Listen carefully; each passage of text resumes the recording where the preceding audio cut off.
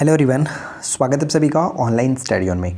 तो इससे पहले मैंने स्टैटिक जीके यानी बिहार के स्टैटिक जीके के बहुत सारे क्वेश्चंस आप लोगों को प्रोवाइड करा हैं, बहुत सारे टॉपिक्स कवर किया। अभी भी कुछ टॉपिक्स बचे हुए हैं, जैसे कि यहाँ पे अगर हम राष्ट्रीय उद्यान और वन्यजीव अभयारण्य की बात करें तो ये हो गया, और बिहार की जनजाति के बारे में हमें देखना है, बिहार की नदियाँ हो गई, बिहार के अगर मिट्टी की बात करें तो उसे देखना है। तो इन सभी टॉपिक पर भी मैं बहुत जल्द वीडियो आप लोगों को प्रोवाइड करा दूँगा, तो आप लोग टाइम टू टाइम रिविज़न करते रहिएगा। तो इस वीडियो में मैंने पूरी कोशिश की है कि जो भी ज़िले हैं, जिस ज़िले में भी जो अभयारण्य हैं जो पेपर में पूछे जाते हैं वो कवर करने की, तो मैंने मैप के थ्रू उसी ज़िले को वहीं पर मेंशन किया है जैसा आप लोग चाहते हैं। तो वीडियो के साथ आखिरी तक बने रहिए। तो शुरू करते हैं। देखिए, सबसे ज़्यादा यहाँ पे एक चीज़ मैं आपको क्लियर करूँ। सबसे पहले पश्चिमी चंपारण की अगर हम बात करें तो यहाँ पे हमें एक चीज़ याद रखना है, जैसे कि बिहार में अगर वर्तमान की अगर हम बात करें तो वहाँ पे बिहार में एक राष्ट्रीय उद्यान स्थित है, एक राष्ट्रीय उद्यान और 12 टोटल वन्यजीव अभयारण्य स्थित है। और राष्ट्रीय उद्यान जो एक स्थित है वो पश्चिमी चंपारण में पड़ता है, जिसका नाम अगर हम बात करें तो वाल्मीकि राष्ट्रीय उद्यान के नाम से वो जाना जाता है। वो अलग बात है कि कैमूर में भी एक प्रस्तावित किया गया दूसरा राष्ट्रीय उद्यान बनाने की बात की गई है, लेकिन अभी फ़िलहाल आप ध्यान रखो कि एक जो राष्ट्रीय उद्यान है वो पश्चिमी चंपारण में वाल्मीकि नगर राष्ट्रीय उद्यान के नाम से जाना जाता है। एक यहाँ पे आता है उदयपुर अभयारण्य, ये भी आपका पश्चिमी चंपारण में अंतर्गत आता है। और सरयामन पक्षी विहार है, सरयामन पक्षी विहार, ये बेतिया में आपका पड़ता है, यानी पश्चिमी चंपारण के बेतिया में स्थित है। तो ये नाम याद रखेंगे, राइट।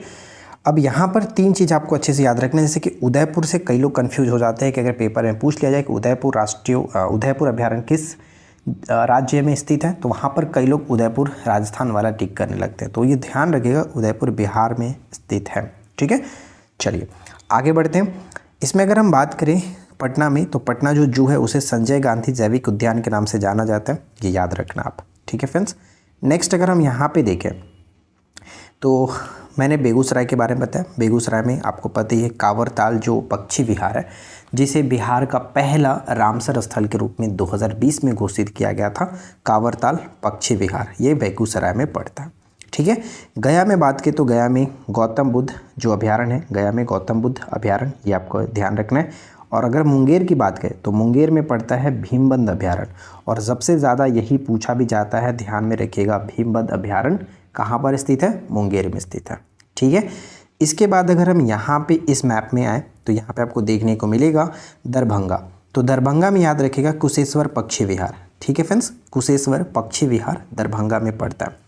जमुई की बात करें तो जमुई में आता है नागी और नकटी पक्षी विहार।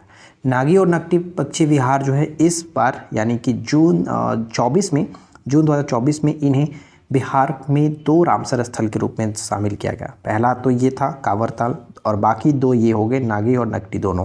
तो ये टोटल बिहार से 3 रामसर स्थल हो गए हैं, ये याद रखेंगे। इसके बाद हम यहाँ पे देखें तो वैशाली में बड़ेला सलीम अली जुबा, ध्यान रखिएगा, बड़ेला सलीम अली जुबा साहनी बर्ड सेंचुरी। अगर इतना नाम ना पूछें तो सलीम अली जुबा साहनी पूछेगा, या फिर बड़ेला पूछेगा, बड़ेला बर्ड सेंचुरी कहाँ स्थित है, तो ये आपका वैशाली में पड़ता है। नाम याद रख लीजिएगा, इंपॉर्टेंट है।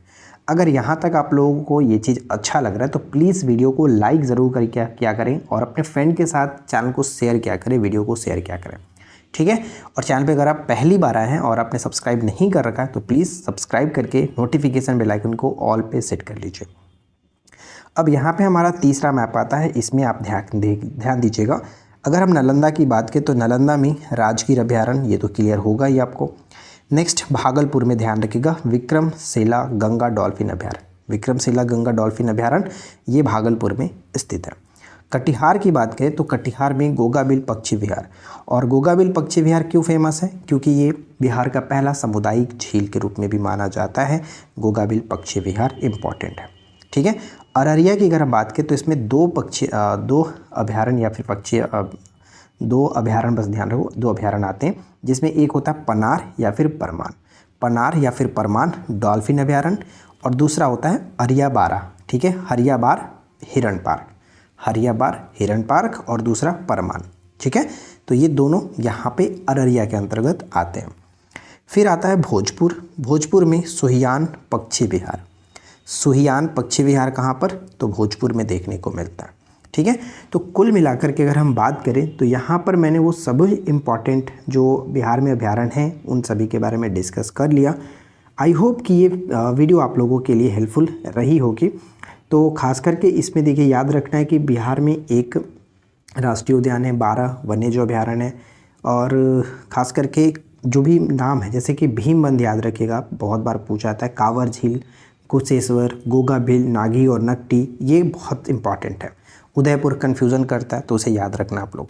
और यहाँ पर भी मैंने वही चीज़ मेंशन कर रखा है जैसे कि बिहार में वर्तमान में एक राष्ट्रीय उद्यान वाल्मीकि राष्ट्रीय उद्यान है और दूसरा राष्ट्रीय उद्यान कैमूर में प्रस्तावित है। ठीक है, 12 वन्यजीव अभयारण्य स्थित है बिहार में, ये भी मैंने यहाँ पे मेंशन कर दिया। तो गाइज़ आई होप ये वीडियो हेल्पफुल रही होगी। पसंद आया हो तो प्लीज़ लाइक और शेयर करके जाइएगा। चैनल पे पहली बार है सब्सक्राइब कर लीजिए। और रही बात पीडीएफ की, काफ़ी लोगों को पीडीएफ चाहिए होता है तो पीडीएफ हमारे एप्लीकेशन पर जा करके बाई कर सकते हैं। पेड कोर्स वाला जो सेक्शन है, पेड कोर्स में ये सारी पीडीएफ वहाँ पर आपको मिल जाएगी। तो बस इस वीडियो में इतना ही, मिलता है नेक्स्ट वीडियो में। Thanks for watching, keep watching, keep learning, have a good day.